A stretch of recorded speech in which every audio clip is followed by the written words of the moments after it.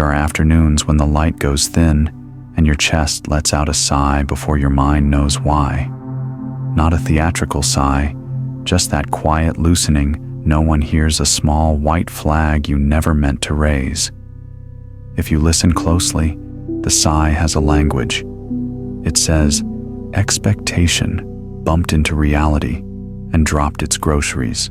It says, I loved and imagined love would answer back. I worked hard and believed effort alone could buy the future. I behaved kindly and thought life would be gentle in return. Then life arrived with its own script, less symmetrical, more honest. Someone you cherished didn't meet you in the middle. A plan that glittered on paper dissolved in the rain. The math of, if I do this, I must get, that did not add up. In that moment, the Buddha's simplest arithmetic becomes audible. Suffering multiplies, where craving insists, where the mind declares it must be so. But wisdom is not a shrug. It's a posture. To meet a world that will not kneel to your blueprints, you don't have to collapse. You learn the art of calibrated effort hands, wholeheartedly engaged fingers unglued from the result. Imagine a cello string tighten too much and it snaps, slacken too far, and song cannot form. Between strain and slack is pitch. Between control and drifting is harmony. A sailor who knows wind does not command the sky. She trims her sail, listens to contour and current, and moves with what is here. This is what I call the breath between worlds, the breath that recognizes the rhythm of causes and conditions without surrendering agency. We don't quit the dance, we stop dragging the music. Impermanence is the metronome of that music. People hear the word and think of taking away flowers, wilting tides, receding doors, closing in the night. Yet change is not a thief. It is a ferryman. If the river never rose, no one would cross. If clouds never shifted, sun would never touch the field. The day our joy ripens, impermanence is present. The day our grief passes, impermanence is present. Its lesson is not despair. It is tenderness. Holding a moment as if it were glass teaches us nothing but fear. Holding it as if it were dew teaches us to see the sunrise inside a single drop. One evening, I sat on the porch and watched a line of paper lanterns tremble in the wind. When air moved a low golden thrum, when air stilled a quiet rest. The lanterns did not chase the breeze nor sulk when night grew still. They expressed their nature as conditions allowed light when fuel came silence, when darkness leaned close. The untrained mind demands weather.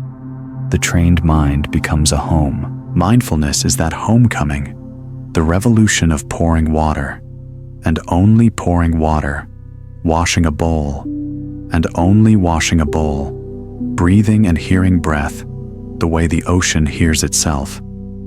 We imagine practice as a ceremony on a mountain, but practice is the mountain. It is in the way you swallow, in the way you set down your keys, in the way you answer your name without using a storm.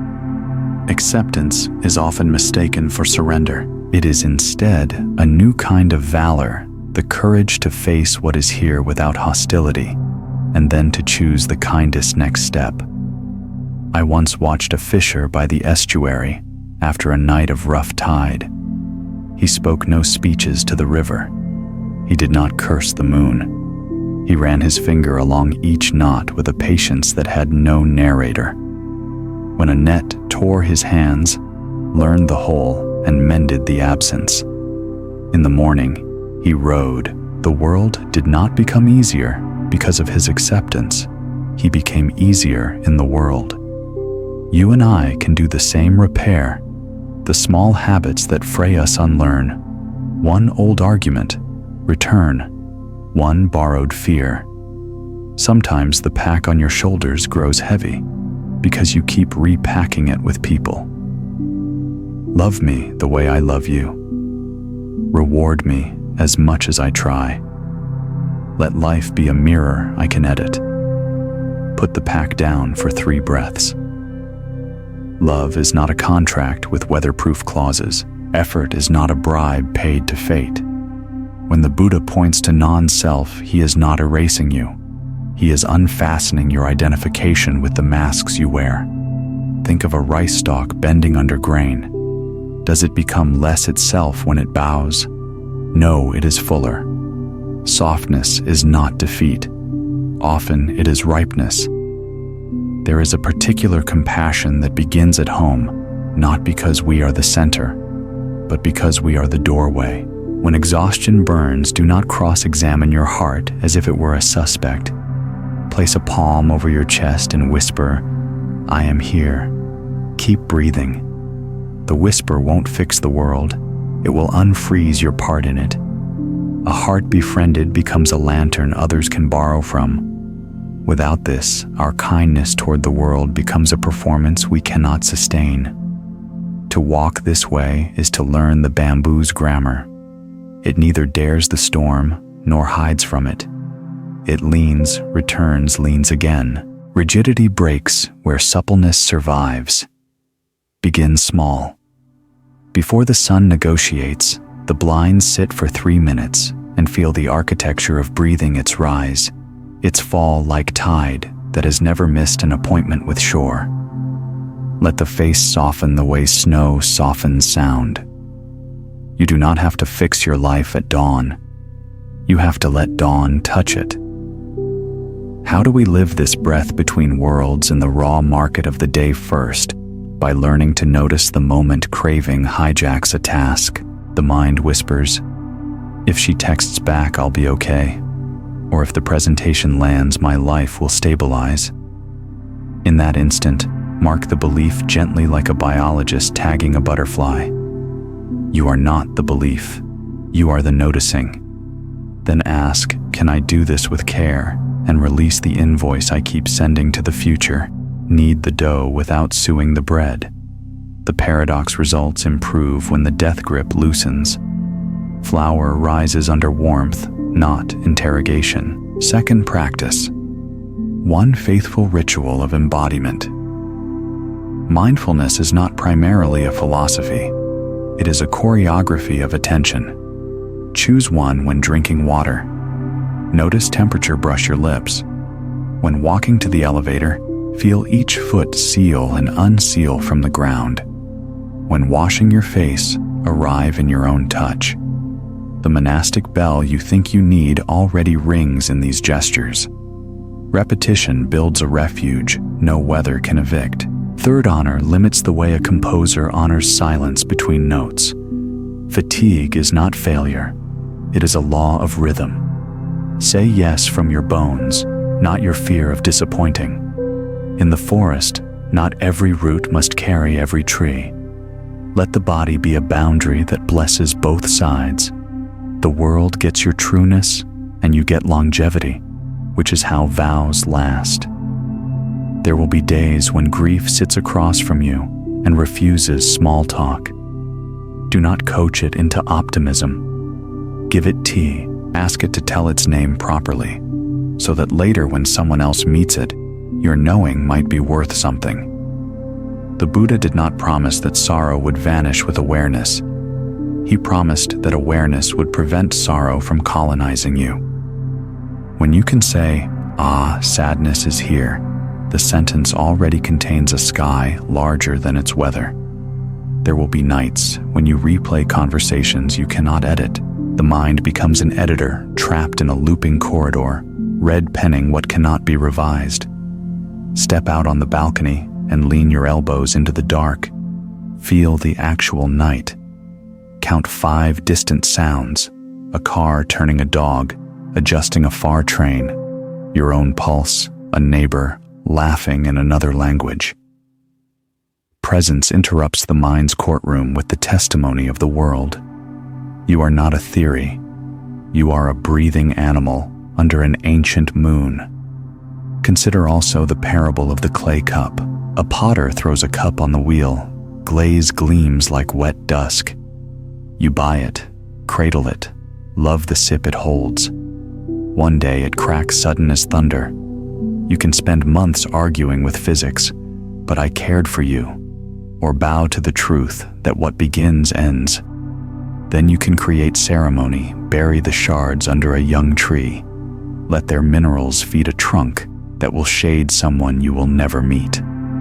Loss is not only a subtraction, it is a redistribution of meaning. To those who worry that allowing turns life into passivity, remember the bamboo, yes, but also remember the oars. We row. We just don't shout at the river. On the days courage is thin, borrow the smallest courage possible. The courage to breathe again without an agenda. Courage as modest as a candle still lights a room. Courage as brief as a single unclenched hand is still a beginning. And to those who fear self-compassion will dissolve discipline, I offer the mountain path. The kind hiker rests and therefore reaches the summit. The cruel hiker drives himself past thirst, mistakes the map, and must be carried back. We do not earn our place by punishment. We earn it by presence. The mind that is loved behaves better than the mind that is policed. If you want to practice, you can hold like a pebble in the pocket. Take this 3 times a day. Pause and say softly, just this. In a queue, just this breath. On a screen, just this line. With a friend, just this listening. The phrase is humble and therefore powerful. It returns the mind from the 3-act play of before, during, after to the single generous act of now. You will still sigh sometimes. Keep the sigh. Let it be a bell. When it arrives, place one hand on your stomach and ask, what expectation is knocking into today? Don't scold. Smile like a teacher who recognizes a bright, unruly student. Invite the breath to descend to widen the ribs like windows.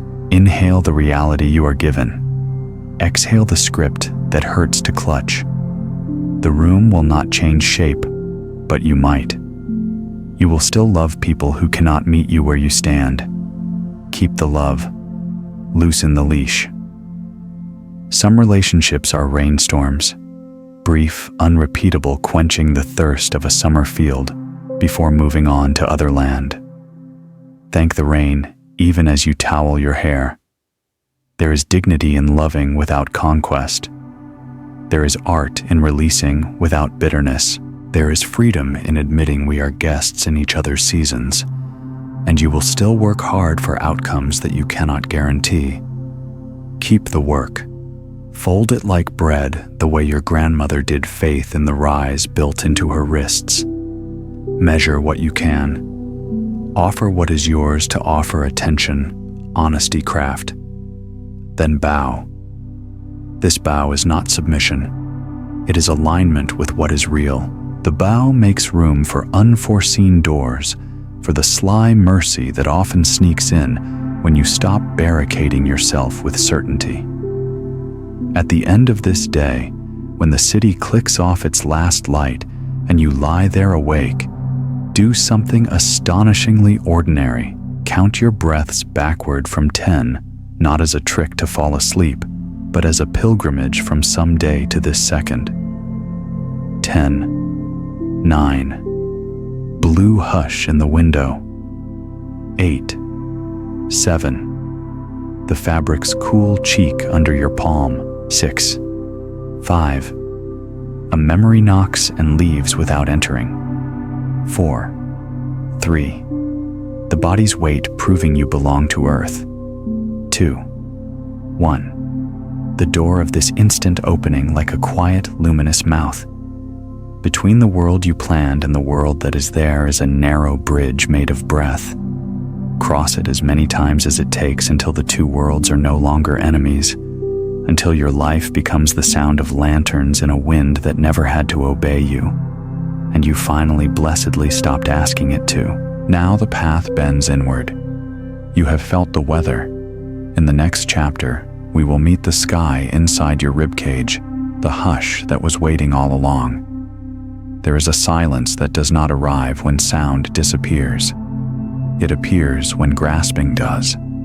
The world, by its own mercy, will never stop whispering wheels turning on asphalt, someone's laughter traveling through a wall, rain rehearsing patience on a roof. But beneath the river of sound lives a lake untouched by the surface current. When the mind sinks to that depth, even noise becomes a species of quiet. This is the inner temple the Buddha pointed toward, not a monastery on a hill, but the awareness that watches mountains come and go. We spend most of our lives in conversation with our own commentary. The thought says, "I should be further along by now." The next thought answers, "I know, but look how they started ahead." A debate between ghosts argued over our breath. We do not realize we have mistaken the background hum for the music itself. The Buddha once compared this to a man struck by an arrow who refuses treatment until he learns who carved the shaft, what kind of wood it is, and where it was fletched. We do the same with pain we analyze instead of removing the arrow. To enter the quiet space within is to stop interrogating the wound long enough to let it breathe. The practice is not silence as absence.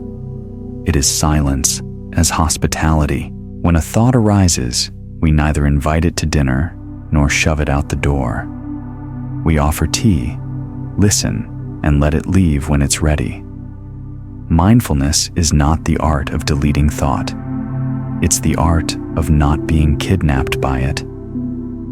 One evening, while meditating near the Ganges, a monk heard a flute drifting from across the water.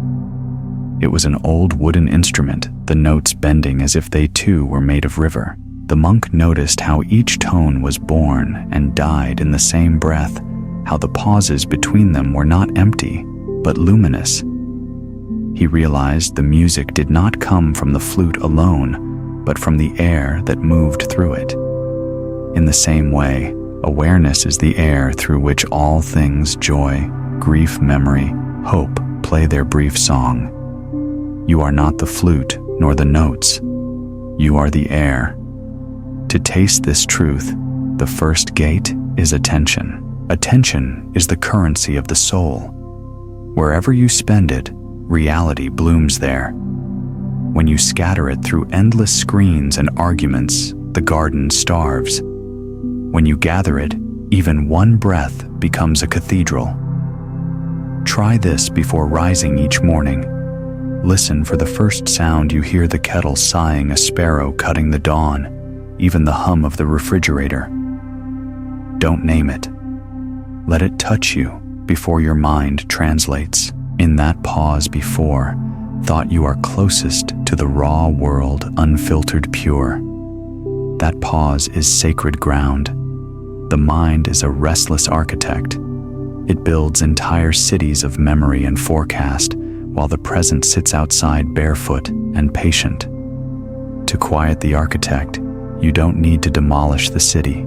You need only return to the ground it stands on. In every breath, there is ground. Breathing is not mechanical. It is relational. The air that leaves your lungs enters the trees. The trees release what your body calls life.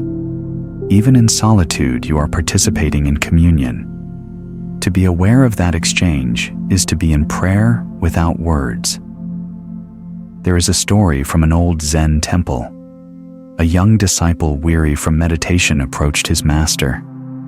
"I sit every day, but my mind won't stop talking," he complained.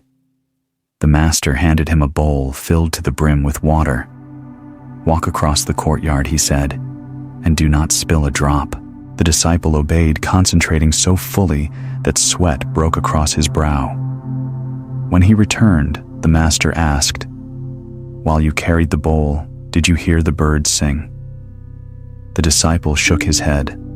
Then said the master, "For those few moments, your mind was silent, not because it stopped, but because you stopped listening to its noise."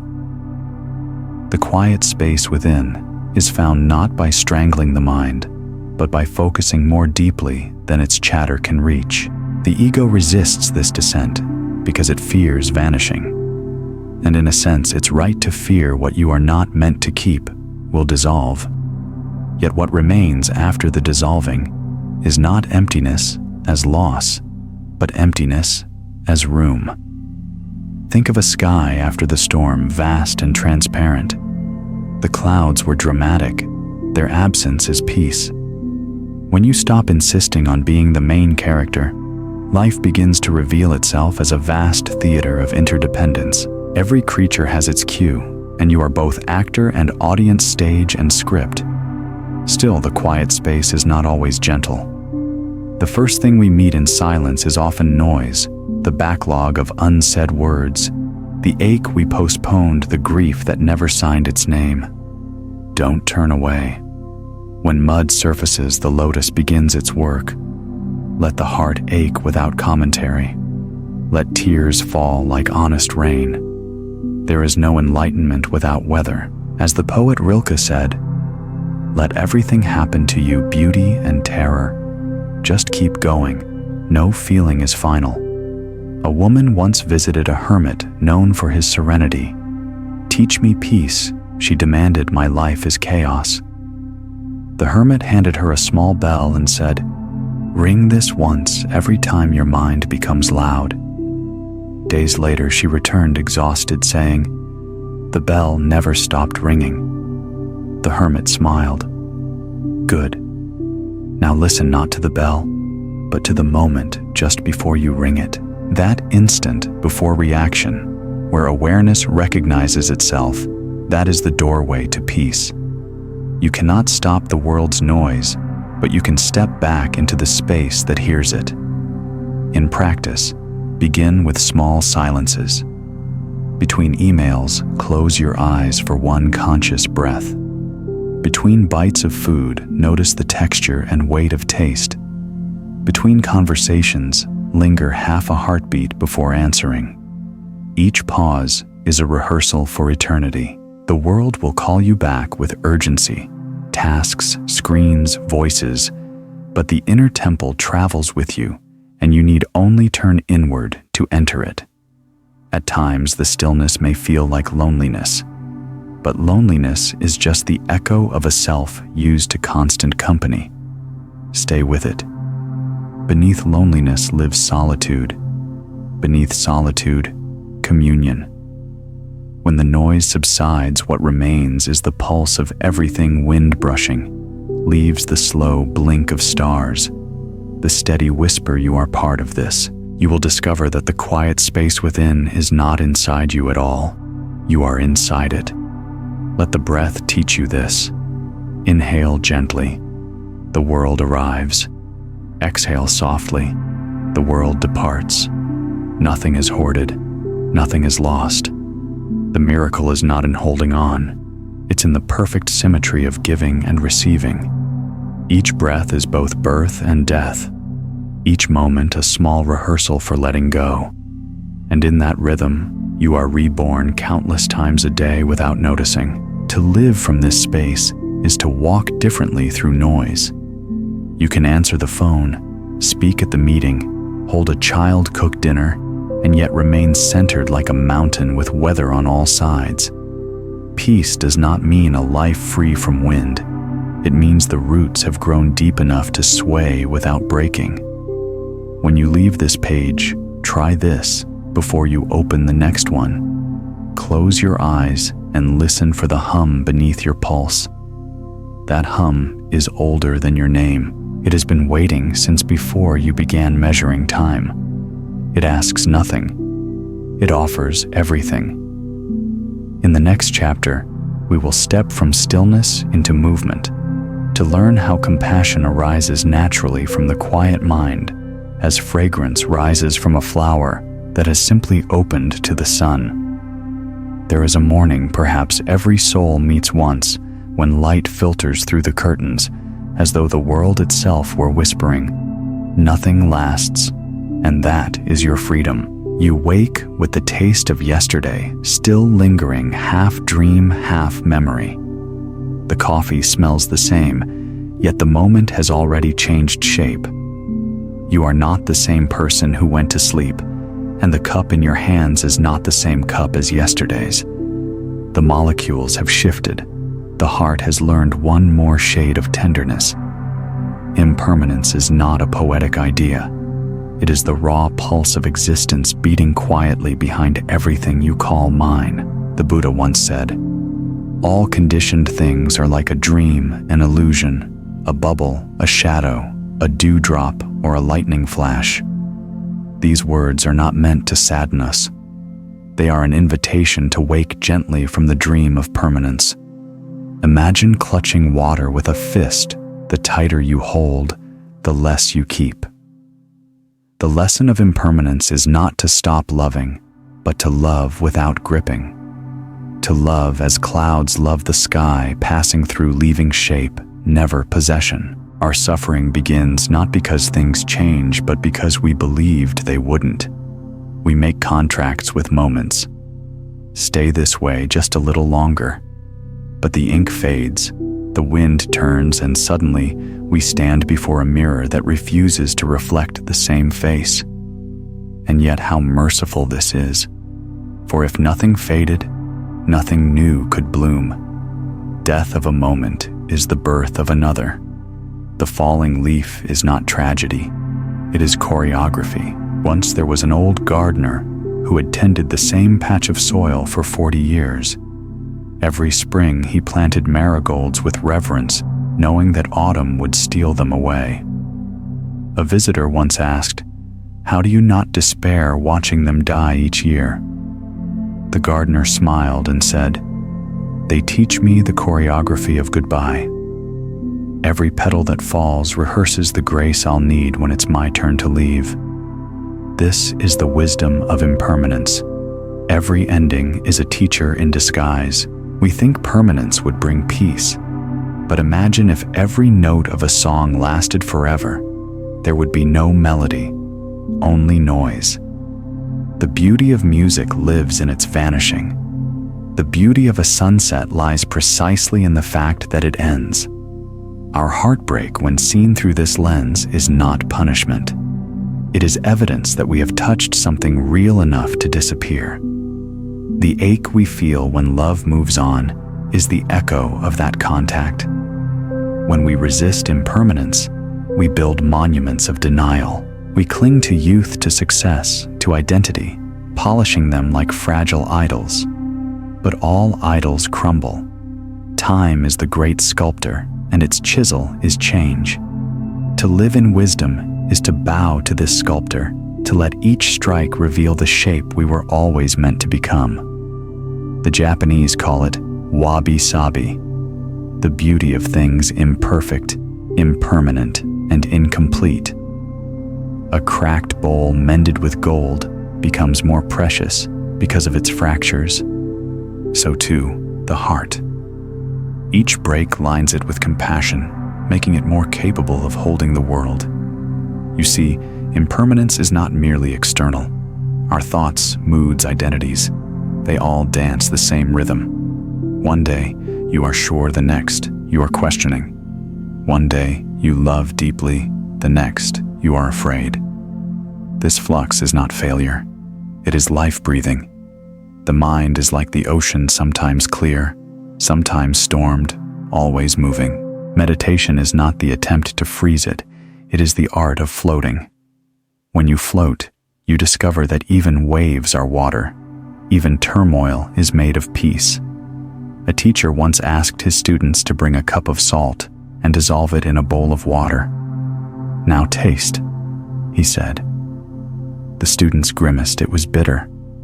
Then he led them to a vast lake and asked them to pour the same amount of salt there.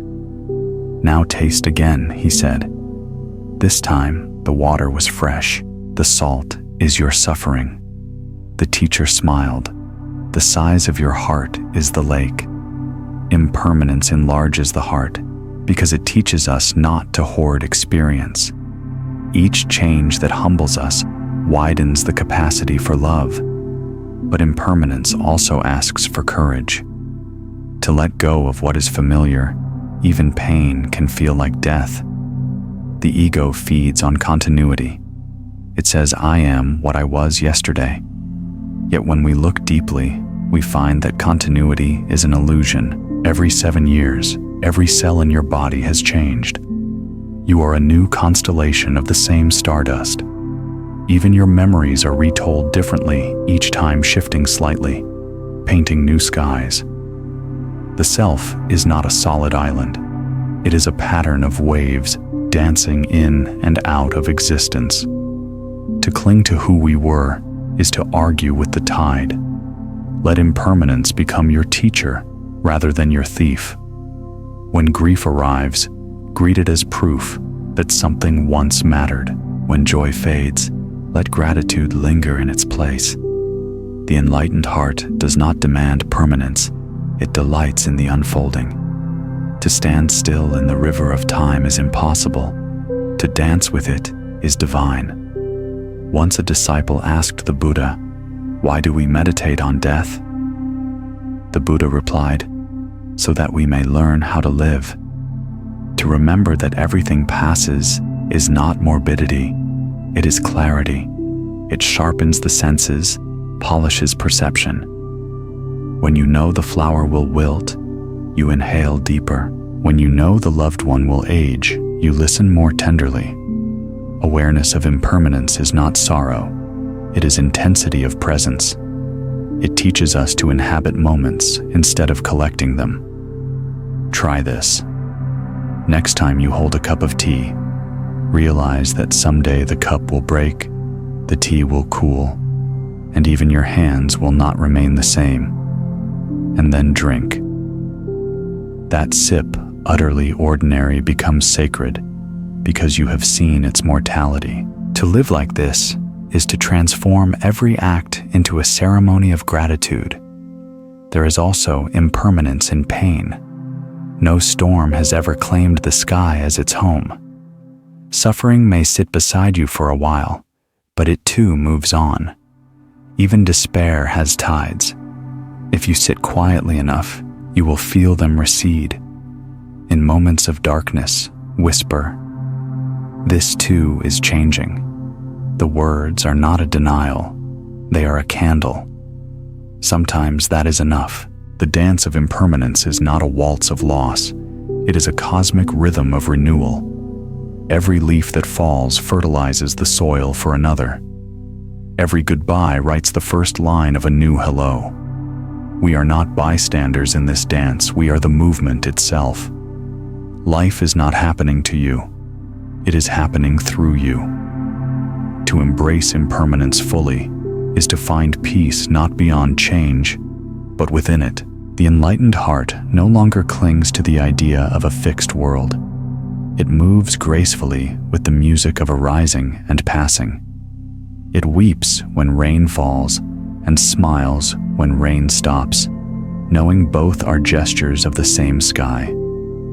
Before sleep tonight, place a hand over your chest and feel your heartbeat. That rhythm is a metronome of impermanence, each beat born, each beat gone. The body knows what the mind resists. Everything is passing, and that is what makes it precious. In the next part, we will walk deeper into this understanding, into the field of mindfulness, where attention transforms impermanence into art, and presence becomes the bridge between change and peace. Mindfulness is not a performance. It is the quiet, steady act of returning again and again to the breath that never abandoned you. To live mindfully is not to escape life, but to arrive in it fully. Yet the irony is that most of us are rarely home. We walk while planning eat, while worrying love while remembering, and even sleep while rehearsing tomorrow's storms.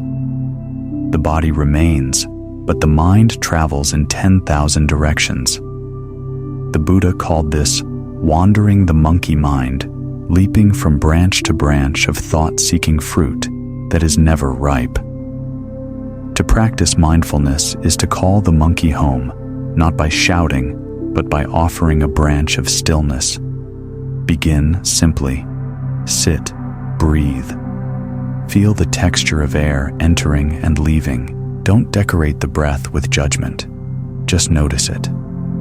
The miracle is not in achieving something. It is in realizing it was always here. Every breath is both an invitation and a reminder you are alive, and that is enough for now. Imagine the mind as a garden. Each thought is a seed. Some grow weeds of resentment, others bloom into compassion. Mindfulness is the gardener's hand that knows which to water. When anger sprouts, don't cut it violently. Observe its roots. You may find sorrow hiding there, or fear wearing a mask. With awareness, you do not destroy emotions, you illuminate them. And under light, even anger can become wisdom. There's an old Zen story of two monks walking along a muddy road.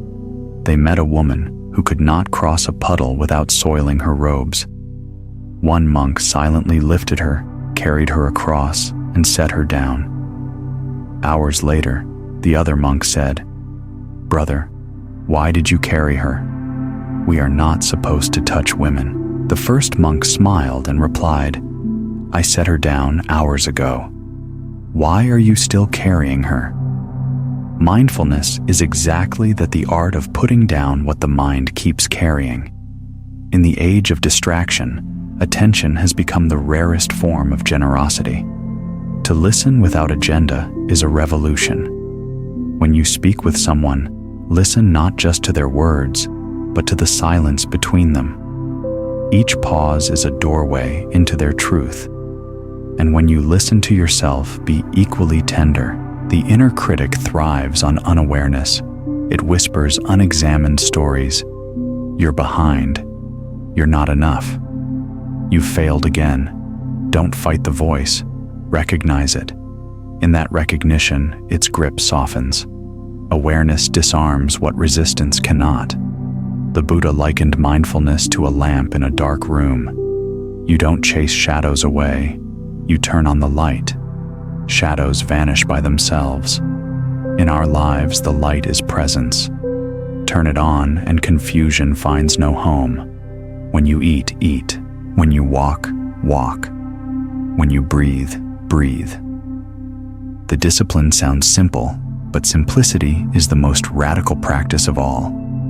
There was once a man who came to a teacher complaining, "My mind won't stop racing.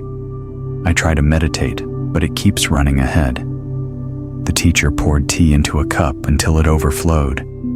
The man jumped back. "See," the teacher said, "your mind is like this cup, too full to receive." Mindfulness begins when you empty the cup, when you create space for life to enter. Technology has made us gods of convenience and prisoners of speed. We scroll for meaning, refresh for connection, and call it rest. But mindfulness is a slow rebellion. It says, stop scrolling, start seeing. Look at a leaf until you remember it is a miracle. Watch the rain until you realize you are part of its rhythm. In this noticing, separation dissolves. The tree breathes your exhale. The earth carries your step. Nothing exists alone. Even pain asks for mindfulness. We often react to discomfort as though it were an intruder. But pain is a messenger carrying letters from the body, from the heart, from karma itself. If we meet it with attention instead of panic, it speaks clearly. The Buddha taught, when touched with a feeling of pain, the uninstructed person sorrows, grieves, and laments. But the instructed person feels the pain, but does not suffer. The difference is awareness. The second arrow never lands. Once during a retreat, a novice asked an elder monk, "When I breathe in, I think of peace. When I breathe out, I think of love. Is that mindfulness?" The elder shook his head gently. When you breathe in, just breathe in. When you breathe out, just breathe out. The lesson is subtle. Adding even peace or love becomes another decoration of thought. True mindfulness is naked, unornamented, complete in itself. But mindfulness is not confined to cushions and incense. It belongs in traffic lights, in waiting rooms, in moments of irritation. When someone cuts you off in traffic, feel the rising heat. Don't suppress it. Don't feed it. Observe it like a scientist watching weather. Within seconds, the cloud passes. What remains is space. The more you practice, the larger that space becomes, until reaction turns into response, and response into understanding. In mindfulness, even failure becomes fertilizer. You will forget to practice. You will lose patience. You will wake one morning and realize you've been sleepwalking through weeks.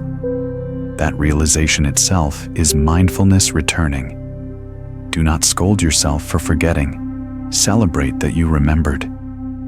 Every return is a small enlightenment. To live mindfully is also to live kindly. Awareness without compassion becomes surveillance.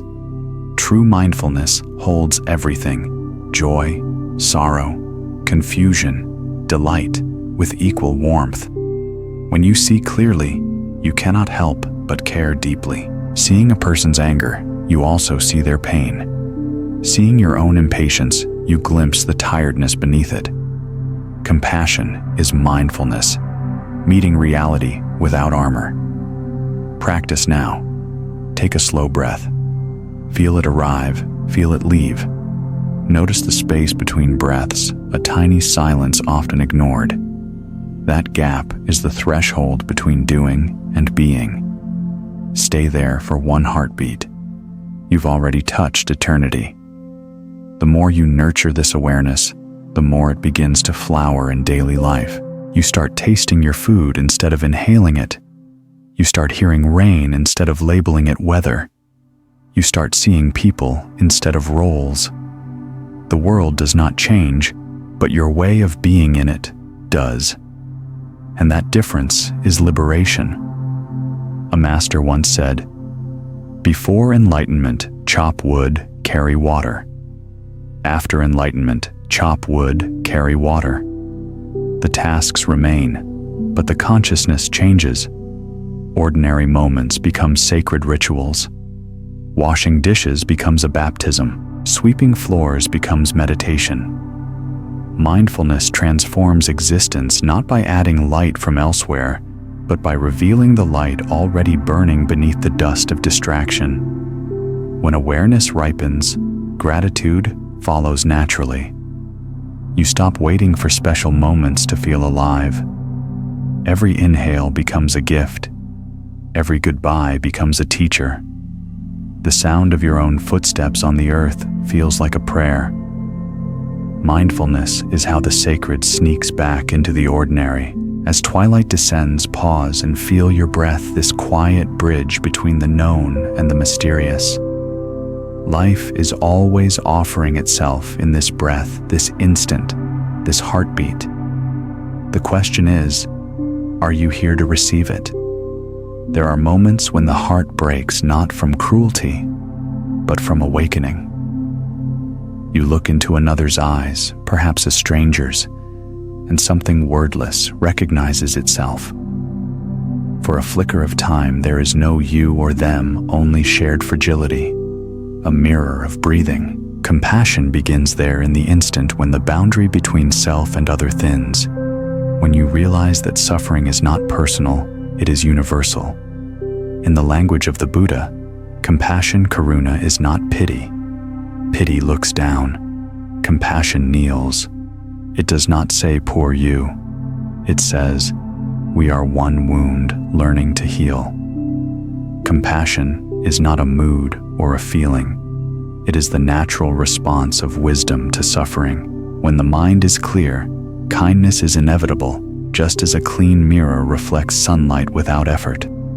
The seed of compassion grows in the soil of awareness. When mindfulness ripens, you begin to see that everyone without exception is carrying something heavy. The cheerful colleague hides fatigue. The angry driver shields a private despair.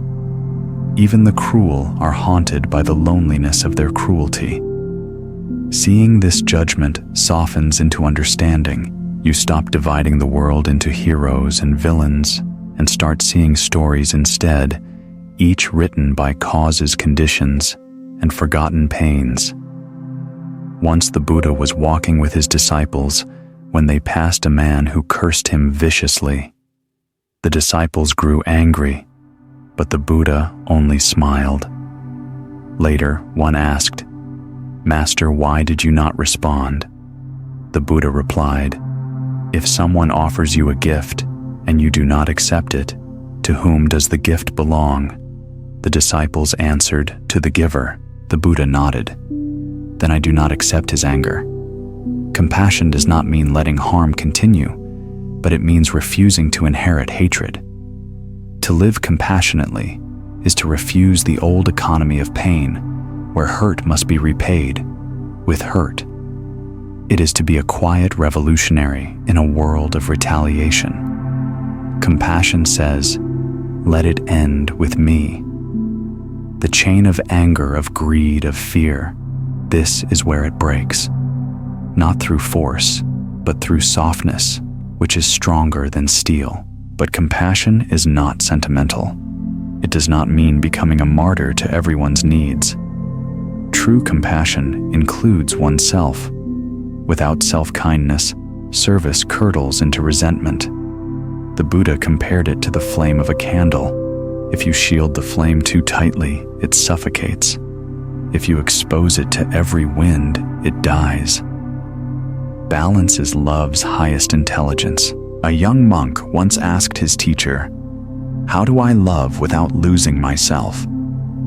The teacher poured water into a bowl until it overflowed and said, "First fill yourself until you spill." Self-compassion is not indulgence. It is maintenance of the vessel that pours. When you tend to your own suffering, you become a safer place for others to rest.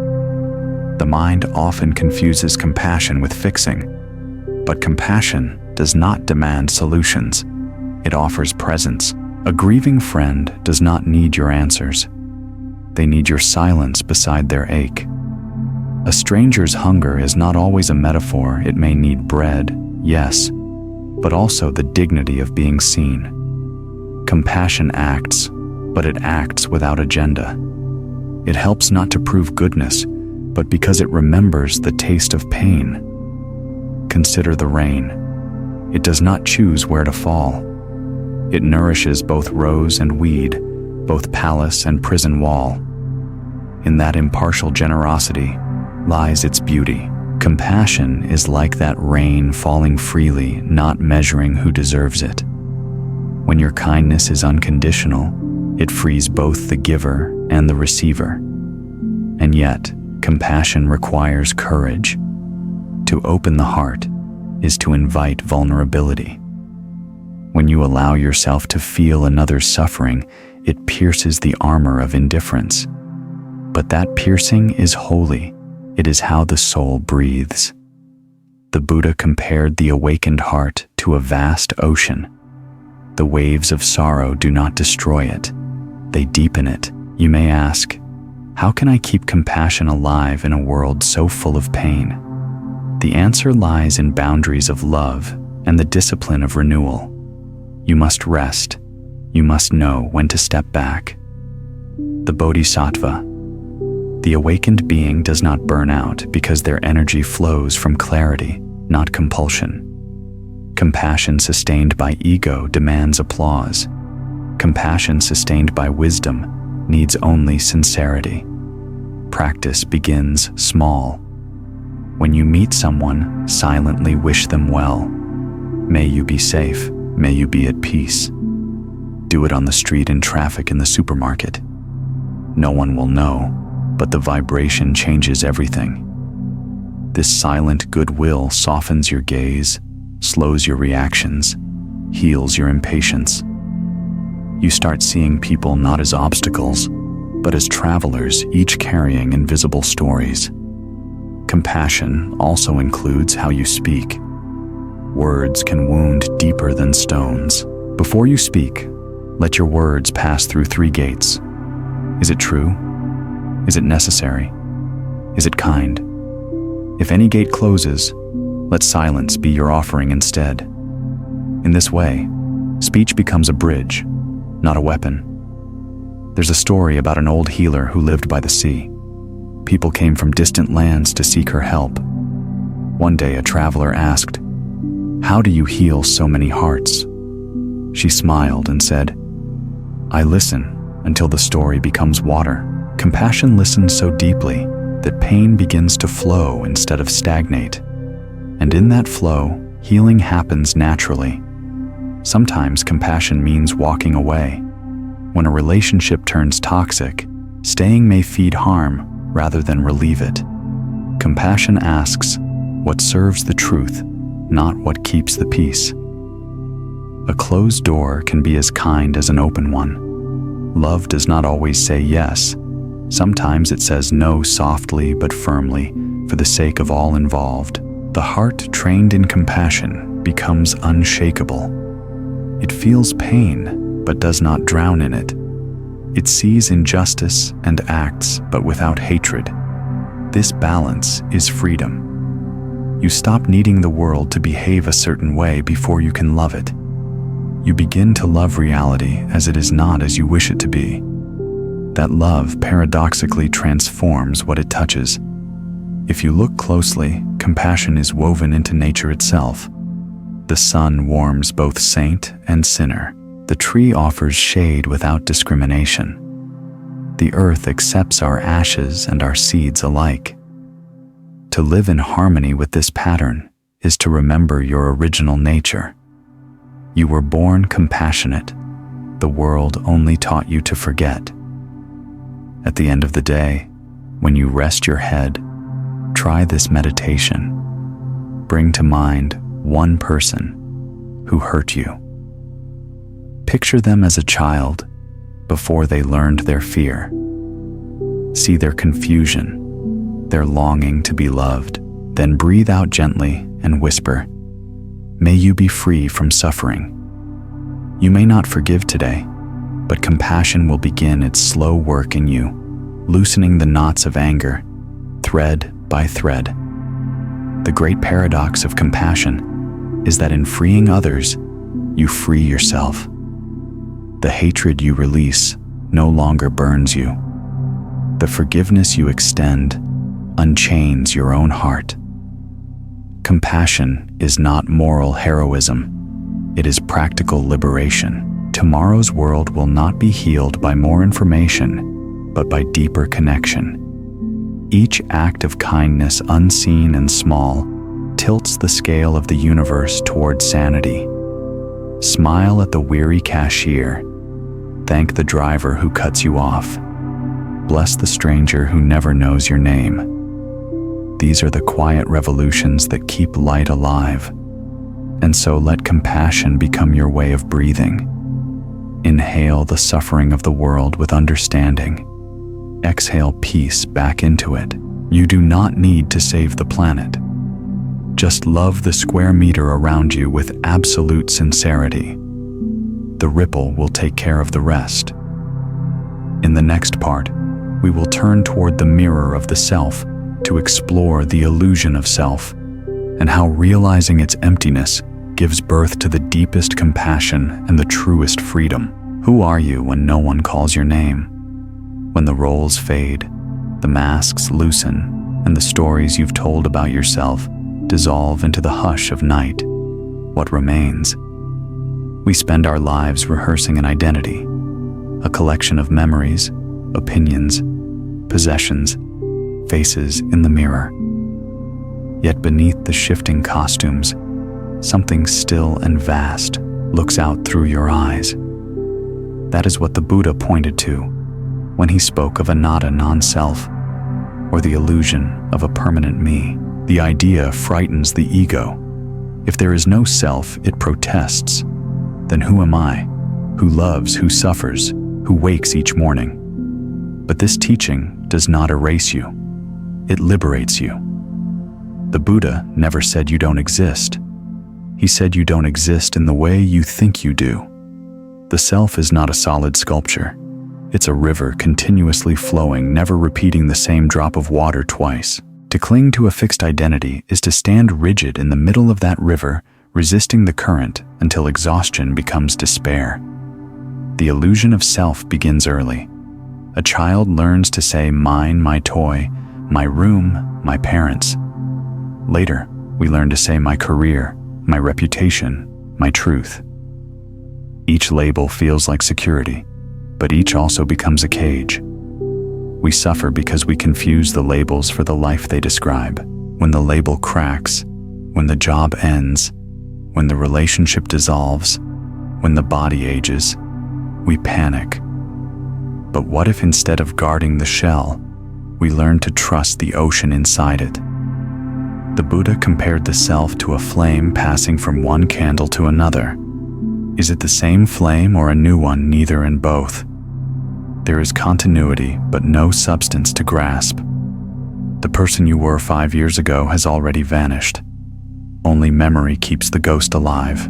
Even the you reading these words will not exist by the time you finish this paragraph. The cells will shift, the thoughts will ripple, the heartbeat will mark another chapter. To see this clearly is not nihilism, it is awakening. There is a story of a monk who meditated for years, seeking enlightenment. One day, while sweeping leaves, he looked down and saw his shadow on the ground. Suddenly, he realized there was no one sweeping. Only motion, only leaves, only sunlight. In that instant, the illusion cracked open, and the world flooded in whole, luminous, free. The broom moved, the breath moved, and yet no self moved them. Awareness simply witnessed itself expressing as life. This realization does not make one cold or detached. On the contrary, it deepens intimacy with everything. When you stop separating yourself from the world, compassion becomes effortless. You no longer love others as a virtue you love, because there are no others. When the boundaries dissolve, giving and receiving become the same act. The tree giving oxygen, the lungs giving carbon dioxide, each sustains the other, not as two, but as one breath in two directions. But the ego clings tightly, whispering, "Without me, you'll disappear." It is like a captain terrified to leave a sinking ship, not realizing the ocean is waiting to hold him. To see through the illusion of self is not to vanish, it is to stop drowning. The ocean of being carries you whether or not you believe in it. The mind's attachment to I manifests in endless ways. We defend our opinions as if they were our children. We compete, compare, crave recognition. Even our pain becomes identity, my sadness, my trauma. Yet each of these mine is a cloud. When we step back into awareness, we see that clouds drift. The sky remains untouched. You are that sky, spacious, untethered, clear. Meditation is the mirror where this truth begins to shimmer. Sit quietly and watch thoughts arise and dissolve. Who is the thinker of these thoughts? Where do they come from? Where do they go? If you search sincerely, you find no fixed author, only awareness, watching awareness. It's like looking for the wave that owns the sea. At first, this can feel unsettling. The ego panics when its borders blur. But stay gentle. The moment you stop identifying with thought, peace seeps in like dawn through fog. A thought arises, "I'm not enough." Normally, you'd wrestle with it, defend, argue. But now you simply note. There is a thought of inadequacy. In that phrasing, freedom blooms. The I that claimed the story steps aside and suffering loses its teeth. In daily life, the illusion of self is most visible in reaction. Someone insults you and anger flares. How dare they speak to me like that? But who is me? A sound vibrating through the air touched a bundle of memory and preference, and the bundle flinched. See this in real time, and the reaction dissolves. Anger is not personal. It's weather passing through consciousness.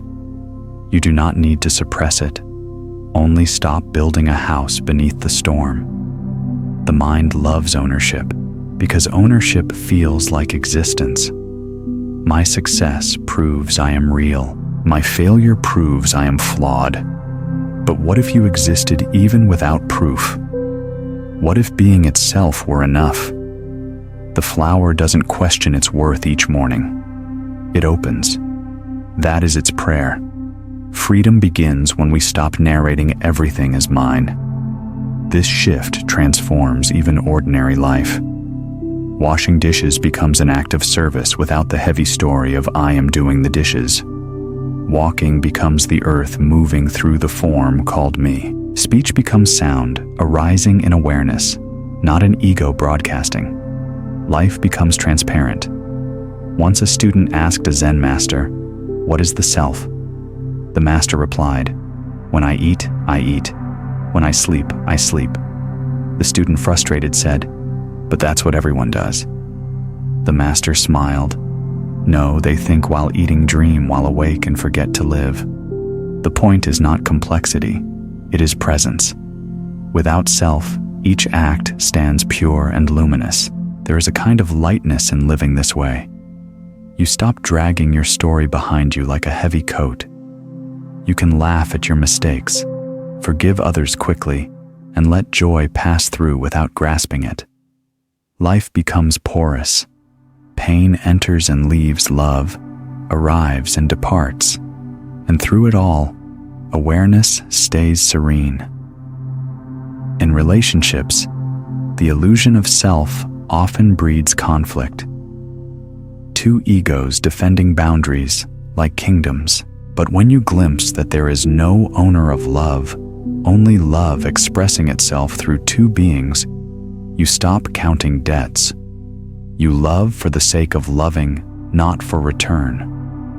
The relationship stops being a negotiation and becomes a practice of seeing the divine in disguise. Sometimes non-self reveals itself most vividly through grief. When someone we love dies, the self that depended on their presence crumbles. Who are you when I am theirs no longer applies. Yet if you sit in that rawness long enough, another realization dawns. The love that bound you has not vanished, it has expanded. It no longer fits into names or forms. What dies is the container, not the connection. The greatest compassion arises from this emptiness. When you know you are not separate, the pain of others pierces you, but it does not destroy you. It flows through you as part of the vast river of being. The Buddha once said, "When I see someone suffering, I suffer with them, but I do not suffer because of them."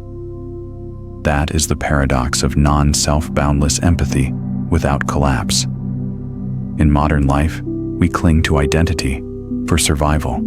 Career, nationality, gender beliefs. These are not enemies. They are tools. But tools must be held lightly. The problem is not having a self, it's believing it's absolute. Use identity as you'd use clothing appropriate for weather removable when it no longer fits. To experience non-self, directly try this. Close your eyes and ask, what is aware of this breath? Do not answer with thought. Simply rest in the awareness itself. Notice that it has no shape, no age, no border. It does not come or go. Even when the mind chatters, awareness remains untouched. That stillness is what you truly are. When you walk through the world from this space, humility replaces pride. You no longer need to prove your worth. It was never in question. Every being you meet becomes a reflection of yourself. The beggar, the bird, the friend, the foe. The boundaries blur into belonging, and yet life continues. Bills, deadlines, heartbreaks. The illusion of self doesn't vanish overnight. It returns disguised as urgency or righteousness. But once you've seen the sky behind the clouds, you never mistake the clouds for the whole. Every glimpse of truth changes the fabric of perception. In the end, the teaching of non-self is not about disappearance, it's about transparency. When the self stops blocking the view, the light of reality shines through. You are not asked to vanish into nothingness. You are invited to awaken into everythingness. So tonight, when you stand before the mirror, look into your own eyes. Watch closely. The face will change. The story will change. But the awareness looking back, silent, timeless, patient, remains. Bow to that. That is not you.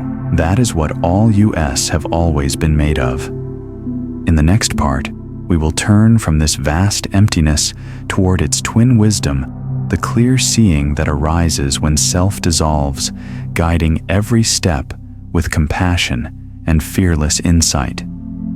Wisdom does not roar. It does not announce itself with thunder or revelation. It arrives as stillness so quiet, so subtle, that only a mind unguarded can recognize its footsteps. The Buddha called this stillness prajna, the deep knowing that does not depend on words or logic. It is the intelligence of a tree, bending with the wind of water, finding its path without instruction of the moon, shining without asking to be seen. We often confuse knowledge with wisdom. Knowledge gathers facts. Wisdom dissolves the one who clings to them. Knowledge says, I know. Wisdom whispers, I see. Knowledge collects. Wisdom releases. It is the space between thoughts, the pause before reaction, the breath before speech that reveals the heart of truth. If the previous chapters were a journey of unlearning, then this is where silence becomes our teacher. Wisdom is born when the mind grows tired of chasing conclusions and simply rests in what is. It is not passivity. It is clarity so precise that it no longer struggles. Like a mountain reflected in still water, it doesn't need to prove its shape. There is a story of two monks debating the nature of truth beside a flag fluttering in the wind. One said, "The flag is moving." The other argued, "No, it is the wind that moves." Their master, hearing the quarrel, said, "Neither flag nor wind moves. It is your mind that moves." The room fell silent. In that silence, understanding dawned.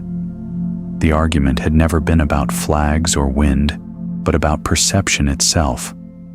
Wisdom sees that perception is not the world, it is a lens. Most of our suffering comes not from what happens, but from the meanings we assign to what happens. The event is neutral. The story burns. A lover leaves. One mind says, "I am unworthy." Another says, "A chapter has ended." The same moment, two universes. Wisdom does not erase pain. It erases confusion. Stillness, then, is not the absence of movement, but the presence of balance. It is the lake that reflects clouds, yet remains undisturbed by them. You cannot force stillness. You can only stop disturbing it. When you drop a stone into water, the ripples fade on their own. Likewise, when you cease reacting, the mind settles naturally. From that calm wisdom blooms like a lotus opening to the sun. In daily life, wisdom shows itself as discernment, the quiet ability to know what truly matters. It says no without guilt, and yes without fear. It does not rush decisions, but waits until the heart and the mind walk hand in hand. Wisdom listens more than it speaks, observes more than it concludes. It does not need to win, it only needs to see. The world mistakes cleverness for wisdom. Cleverness manipulates, wisdom liberates. Cleverness seeks advantage, wisdom seeks harmony. Cleverness accumulates followers, wisdom dissolves ego. One dazzles the crowd, the other frees the soul. You can sense the difference in presence. Cleverness excites the room, wisdom quiets it. When you cultivate stillness, you begin to see patterns invisible to the rushing mind. You notice how anger arises and fades like a sudden storm. You see how desire flares, promises paradise, then withers into restlessness. You understand that joy too comes and goes. Seeing this, you stop chasing weather and start studying the climate. A wise person does not cling even to wisdom. The Buddha himself warned, "My teachings are like a raft. Once you cross the river, do not carry it on your back." Insight must remain fluid, responsive to the moment. Yesterday's truth may not fit today's terrain. True wisdom is humble. It keeps learning, even from silence. One day, a young seeker approached a sage meditating by the sea. "Master," he asked, "how will I know when I am wise?" The sage replied, "When you no longer need to be." Then he closed his eyes again, listening to the tide. The answer struck like lightning wrapped in gentleness. Wisdom is not an achievement. It is the disappearance of the need to achieve. To live wisely is to stop making enemies out of uncertainty. The mind craves closure, but life speaks in riddles. The wise don't rush to decode them. They live inside the mystery with curiosity. When you stop demanding that every question have an answer, life becomes a poem instead of a problem. Look at the sky tonight. The stars shimmer without a sound, each one burning with quiet purpose. They do not compete for brightness. They simply shine. That is the shape of wisdom, to fulfill your nature without comparison. To be the candle that lights, not the torch that blinds. Wisdom also knows when to act. Stillness is not sleep. It is readiness. Like an archer who draws the bow only when the wind stills, the wise act from alignment, not impulse. Their movement is precise, economical, and kind. From stillness, even small gestures carry immense power. A single word spoken in truth can calm a crowd. A silent glance can forgive a lifetime. The heart of wisdom is compassion informed by clarity. Compassion without wisdom can drown in emotion.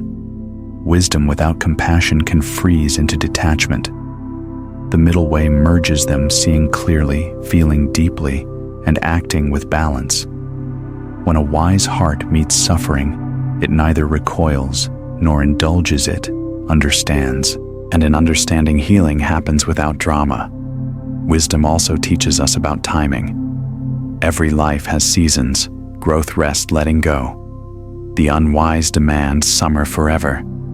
The wise honor winter for what it restores. In stillness, we learn to trust timing not as fate, but as harmony. The fruit does not ripen by pulling at the branch. Patience is the secret rhythm of wisdom. And when death approaches, as it does for all wisdom, meets it not as an enemy, but as an old companion. The wise do not measure life by length, but by depth. They understand that every breath fully lived is already eternity. Death is not a failure. It is the final exhale of impermanence fulfilling its promise. To cultivate this wisdom practice, listening not just to people, but to silence itself. Between sounds there is a hum that is not made of noise. Between breaths there is an awareness that has never been born and will never die. Rest there. That is the seat of wisdom. When you rise from that seat, bring the stillness with you into the marketplace, into the noise, into the heartache. Let your words be fewer but truer. Let your steps be slower but surer. Let your gaze be softer but deeper. Wisdom is not what you know, it is how you move. So tonight, sit for a while in silence. Let thoughts pass like travelers on a road you no longer need to follow. Somewhere in that quiet, you will hear something older than thought whispering, "You are already home." There is a river that runs through every human life. You cannot see it on any map, yet you feel its pull, an invisible current, carrying everything you love, everything you fear, everything you think you are. The name of this river is letting go. Most people spend their lives clinging to its banks, digging their nails into the mud of memory, shouting at the flow, "Stay." But the river does not stop, and the mud, no matter how tightly held, always slips away. Letting go is not a single act. It is a lifelong pilgrimage. It begins the moment you realize that holding on does not protect you. It suffocates you. The Buddha taught that attachment is the root of suffering, not because love is wrong, but because grasping transforms love into ownership. To hold the flower too tightly is to crush it. To hold a moment too tightly is to strangle its life. We cling because we fear emptiness. The mind whispers, "If I let this go, what will be left?" But that question hides a deeper illusion that you are the holder, and life is what is held. In truth, you are not outside the river, you are made of it. Letting go is not loss, it is a return to participation. There was once a traveler who came to a wide river with no bridge. He built a raft from reeds and crossed safely. Grateful, he lifted the raft onto his back and continued walking, struggling under its weight. A monk passing by asked, "Why carry it?" The traveler replied, "It saved my life. I cannot abandon it." The monk smiled, "Then it has become your burden." The raft is every belief, relationship, achievement we refuse to release after it has served its purpose. What once carried us becomes what confines us. To let go, we must first see what we are clinging to. Perhaps it is a person, perhaps a version of yourself, perhaps the story that you are not enough. Sit quietly and ask, what am I afraid will happen if I release this? Often the fear beneath clinging is not about losing the thing. It is about losing identity. We think, if I am not their partner, who am I? If I no longer chase success, what gives me meaning? Yet every time identity dies, life offers a wider sky. Letting go is not rejection. It is not coldness or denial. It is the courage to love without cage. You can love someone deeply and still set them free. You can cherish a dream and still bow when it ends. The heart is vast enough to contain both gratitude and goodbye. The ocean does not weep when the wave returns to it. It understands the rhythm. There is a simple exercise taught in many monasteries. Hold your hand, open palm up, and place a pebble in it. Notice how easily it rests there. Now close your fist tightly around it. Feel the tension, the pressure, the pain in your knuckles. The pebble has not changed, only your grip has. Letting go begins not with the pebble, but with the unclenching of the hand. Life too becomes gentle the moment we stop squeezing it. Sometimes we mistake endurance for strength. We think letting go is giving up, but there is more courage in release than in resistance. The branch that bends in the wind survives the storm. The branch that refuses to bend breaks. Letting go is not weakness, it is wisdom, learning the language of impermanence. A woman once visited a Zen master after losing her child. Her grief was unbearable. She cried, "How can I let go of my son?" The master handed her a cup of tea full to the brim. As she reached for it, a tear slipped from her eye into the cup, spilling it over. The master said gently, "You cannot hold what is already overflowing." Letting go does not erase love. It reveals that love was never contained to begin with. Each day offers small rehearsals for release. The breath teaches it perfectly. Inhale, receive life. Exhale, release it. Between them, a brief pause of surrender. You have been letting go since the moment you were born. You let go of your mother's body to enter the world. You will one day let go of this body to return to silence. Every moment between those two releases is practice. Try observing how often clinging disguises itself as virtue. You hold grudges and call it justice. You hoard possessions and call it security. You replay old hurts and call it wisdom. But true wisdom knows that forgiveness is not for the offender. It is freedom for the one who releases the chain. The heart that forgives does not forget. It understands. Sometimes what we need to release is not a person or a thing, but a version of the past that never happened. The life we imagined, the apology we never received, the perfection that never arrived. We carry ghosts of what should have been until our arms ache. Letting go is laying the ghosts to rest and turning toward the living moment that asks for our attention now. The practice of letting go does not make you indifferent. It makes you intimate with change. You start noticing beauty in the transient sunlight, trembling on glass laughter that fades into memory, a leaf surrendering to gravity. Each moment becomes precious because it is unrepeatable. In the monastery, there is a ritual called Hansei, the practice of reflection before sleep. Monks sit quietly and review the day. For each attachment that caused agitation, a harsh word, a stubborn worry, they bow inwardly and release it.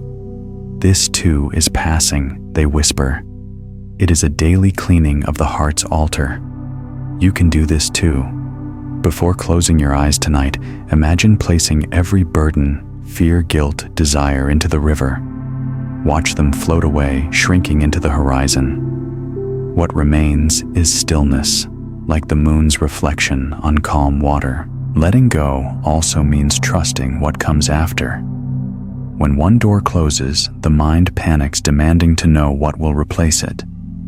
But uncertainty is not the enemy. It is the birthplace of possibility. When you release the known, space appears for the new. The seed must crack for the sprout to emerge. You cannot predict the flower by staring at the shell. It is said that in the moment of enlightenment, the Buddha touched the earth and smiled. That gesture was not conquest. It was surrender. He was acknowledging that nothing needed to be conquered. Letting go is that smile, a gentle bow to what is without argument, without resistance. To live this way is to live lightly. Your footsteps become softer, your laughter easier, your eyes kinder. You no longer measure life by what you keep, but by what you can release with grace. You stop asking, "What do I want to hold?" and start asking, "What is ready to be set free?"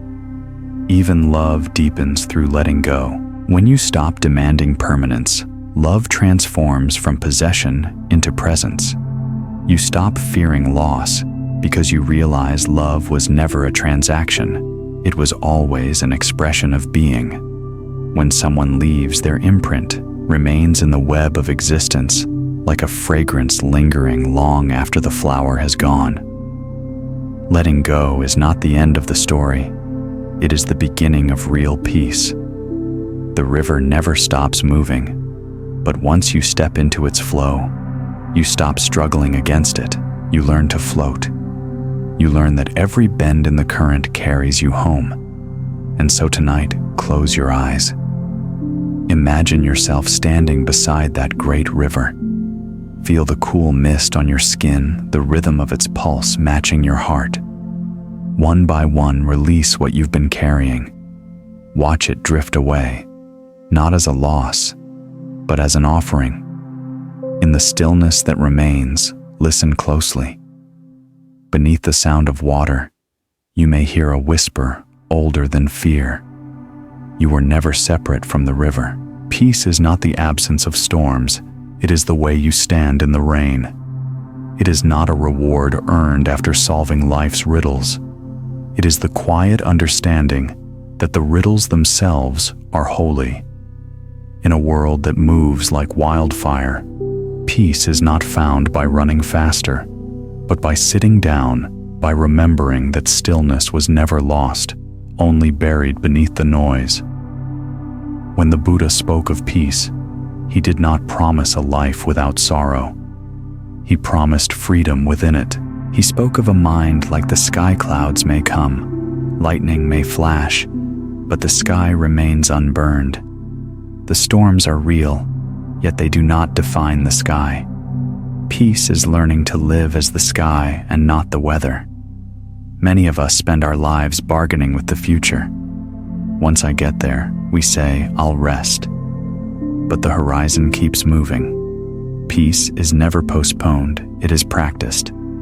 It grows each time we choose presence over projection, acceptance over control. Every time you breathe consciously, every time you soften instead of resist, you plant a seed of peace in the garden of now.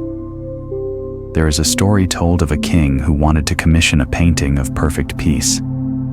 Artists came with images of calm lakes and sunlit meadows, but the painting the king chose showed a waterfall roaring between jagged cliffs, lightning tearing the sky, and at the edge of the chaos, a small bird nesting calmly behind a branch. This said, the king is peace. The lesson is, eternal peace is not found in the absence of noise, but in the presence of an unshaken heart. To walk the path of peace is to surrender the obsession with control. Control is the mind's attempt to dictate the ocean's tide, but the tide will not listen. The wise do not fight the waves, they learn to surf them. This is what equanimity means, not apathy, but poise. When you stop demanding that the world obey your plans begin to harmonize with the world. Peace begins with acceptance, but it matures through understanding. Acceptance says, this is what is. Understanding adds, and this too belongs. To be at peace with life is to recognize that even discomfort, even uncertainty are sacred guests. Resistance multiplies pain. Acceptance transforms it into teacher. The heart that bows before reality discovers that nothing is against it. In the monasteries of Burma, young monks are taught to greet difficulty with a simple mantra. Ah, so this too. Rain leaks through the roof. Ah, so this too. A friend leaves. Ah, so this too. The body aches. Ah, so this too. Each phrase releases the mind from its contract with perfection. Peace grows not because pain disappears, but because we stop insisting that it shouldn't exist. To live in peace is to stop arguing with life. Every time we say, this should not be happening, we are exiling ourselves from the present. The truth is always less frightening than the story about it. Pain hurts, resistance torments. Peace comes when we bow to what is without adding the weight of should. Imagine walking through a forest. Some trees are straight, others twisted. Some bloom, others decay. If you were to spend your walk judging each tree, this one too crooked, that one too tall, you would never see the forest's beauty. Peace is the moment you realize you don't need to fix the trees to enjoy the forest. Life too is a forest. Peace is walking through it with open eyes. The practice of peace is not glamorous.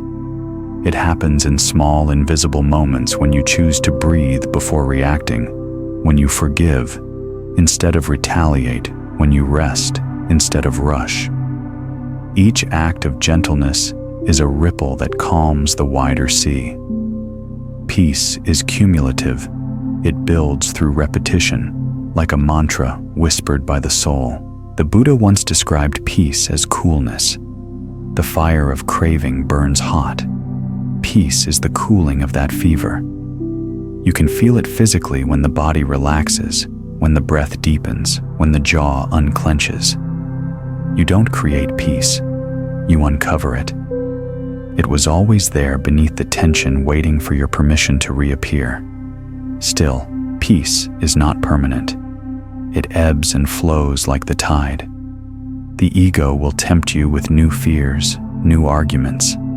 That's natural. The point is not to freeze peace into permanence, but to return to it when you forget. Peace is a home you rebuild every day, brick by brick, breath by breath. There is an old saying in Zen, The obstacle is the path. The moments that disturb your peace are not intrusions, they are invitations. They reveal where attachment still hides. When something triggers you, ask, not, "Why is this happening?" but "What is this teaching me?" The answer is always a softening. In practice, try this each morning before you speak or scroll. Sit for 1 minute in silence. Let the world arrive without commentary. Feel your pulse, the weight of your body, the hum of existence. Whisper inwardly, "Nothing to fix, nothing to fear." Let that sentence become a doorway. Even 1 minute of such peace reshapes the day. Peace is also relational. You cannot live peacefully while nourishing conflict in your heart. The grudge you feed burns your own hands. Forgiveness is not agreement. It is releasing yourself from the loop of injury. The forgiven and the forgiver are freed together. As Thich Nhat Hanh said, "Peace is every step. It is not a place you reach. It is how you walk." There was a man who once asked his teacher, "How can I make the world peaceful?" The teacher replied, "Walk in peace, and the world around you will remember how." The vibration of a calm mind spreads farther than argument. In a room of anxiety, one peaceful person becomes gravity itself. The room rearranges around their stillness. If you wish to cultivate this stillness, tend to your breath. The breath is both anchor and compass. When anger rises, return to breathing. When confusion blurs, return to breathing. The breath is peace in motion, a reminder that serenity is not escape, but engagement with what is real. You may notice that peace feels fragile, disturbed by news, by fear, by loss. But fragility is not weakness. It is sensitivity. The peaceful heart is not armored. It is porous, alive. It feels everything, but nothing can claim it. It welcomes joy and sorrow alike, then lets them go. Eventually, peace matures into silence so deep that even thought bows before it. This silence is not empty. It is full of understanding. It listens to the cries of the world without panic. It holds contradictions without conflict. It is the silence of a mountain vast enough to echo both laughter and grief. So tonight, when the mind stirs with worry, do not fight it. Lay your hand on your chest and whisper, "Peace, come home." It will. Not because you forced it, but because you remembered it was never gone. And when you wake tomorrow, let your first thought be gratitude, not for what is perfect, but for what is. Every breath, every imperfection, every fleeting moment is the path itself. At the end of every pilgrimage, there comes a moment when the traveler realizes that the journey was never about reaching a destination. It was about awakening to the ground beneath their own feet. The Buddha called this realization Nibbana, the cooling of the fires of craving, the quiet recognition that home was never lost, only forgotten. The return home is not a step forward. It is a turning inward. If you have followed this path from impermanence to mindfulness, from compassion to wisdom, from letting go to peace, you may sense a stillness now, not as an achievement, but as an atmosphere. Life continues. The phone rings. The dishes need washing. The seasons keep turning. Yet something inside has shifted. You no longer live as a wave terrified of ending. You live as the ocean endlessly expressing itself. To return home is to remember your original nature, boundless, luminous, unconditioned. You are not the story of your failures or triumphs. You are the awareness in which all stories rise and fall. Even the word you becomes too small. The old self dissolves like salt in water, leaving only taste, pure being. The mind quiets, not because it has all the answers, but because it no longer demands them. One evening, a monk asked his teacher, "Where shall I find the truth?" The teacher pointed to the ground and said, "Here." "But I walk this ground every day," the monk protested. The teacher smiled, "Then learn to walk without leaving." That is the essence of awakening, to be fully here without clinging to here, to belong to life without possessing it. Homecoming is not withdrawal from the world, it is intimacy with it. The enlightened do not float above suffering. They walk through it barefoot, feeling every stone yet not wounded by it. When you are at home within yourself, every place becomes home. The city's chaos becomes a rhythm. The stranger's eyes become mirrors. The rain against the window becomes your own heartbeat returning. Peace, compassion, wisdom. These are not separate states, but facets of the same jewel. When the mind stops dividing the world into sacred and ordinary, everything shines. Washing a bowl becomes prayer. Listening to a friend becomes meditation. The air between words becomes a hymn. Enlightenment is not a thunderclap. It is the slow dawning of wonder that never ends. But make no mistake, returning home is not a final escape from life's changes. Pain will still visit. Loss will still knock. The difference is that you will open the door without fear. You will know that joy and sorrow drink from the same river, and that you are the river itself. The heart no longer says, "Why me?" but whispers, "Ah, so this too." There is a story from the Zen tradition about a master who was asked, "What did you gain from enlightenment?" He replied, "Nothing at all." "Then what changed?" asked the student. The master smiled. "Before I was miserable. Now I am at peace." Awakening does not add anything, it subtracts everything false until only peace remains. When you live from this clarity, forgiveness becomes natural, gratitude effortless. You no longer measure life by its fairness, but by its fullness. Every encounter, even the painful ones, becomes part of the dance. You bow to them all, for each was a teacher leading you home. Sometimes the most awakened people look ordinary, carrying groceries, laughing with neighbors sweeping their porch. Yet there is something different in the way they move, a gentleness that does not waver, an ease that comes from not resisting life. They do not chase happiness, they embody it. They do not preach truth, they live it. To live this way is to breathe with the universe. Each inhale says, "I am alive." Each exhale replies, "I belong." There is no striving in this rhythm, only participation. The small self no longer needs to prove itself because it has melted into the vastness that holds everything. And yet, awakening is not a permanent state of ecstasy. It is the ability to return to awareness again and again. Even enlightened hearts forget. Even wise minds stumble. The difference is that they do not stay lost. They smile at the forgetting and gently come back.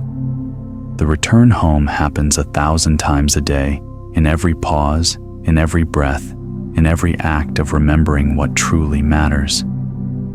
Try this tonight. Sit quietly, close your eyes, and imagine a light in the center of your chest. It is not bright or dramatic, just warm, steady. Feel it expand with each inhale, softening the edges of fear, illuminating the corners of memory. With each exhale, let go of one small resistance. Do this until the boundaries blur and you can no longer tell where the light ends and the world begins. That light is home. It has always been burning there, waiting for your attention. The return home also means reconciling with time. You realize there was never a before or after, only the eternal unfolding of now. Regret dissolves, for nothing could have happened differently than it did. Anxiety dissolves, for the future no longer feels like an enemy. The present becomes vast, not narrow, a living, breathing temple where everything belongs. The awakened heart does not seek meaning, it radiates it. Meaning is not found, it is lived. Every breath, every act of kindness, every silence between words becomes the language of awakening. You stop asking, what is the purpose of life, and start asking, how can I love more deeply this moment? That is enlightenment translated into human form. Eventually, even the notion of a path fades. There was no traveler, no destination, no distance to cross. The Buddha once said, "There is no path to happiness. Happiness is the path." When you see that truth clearly, you laugh softly, perhaps through tears, and step into the simplicity of being. The return home is not a grand finale. It is a gentle return to the ordinary made sacred. The wind on your face, the weight of your body on the chair, the sound of your breath, each becomes proof of belonging. You realize that enlightenment was never elsewhere. It was in the way you look at the world when you stop wanting it to be different. And when your final breath comes, you will not fear it. You will recognize it as another form of letting go, the last bow in the dance you have been practicing all your life. The breath will leave, but you will not be gone. You will dissolve into the same quiet from which all things arise. You will return to the home that has no walls, no directions, no name. Perhaps the greatest prayer we can offer is simply this: thank you. Thank you for the light and the darkness, for the meeting and the parting, for the path and the return. Thank you for this impossible, beautiful chance to wake up again and again in the heart of life itself. And now, the journey ends where it began, with a breath.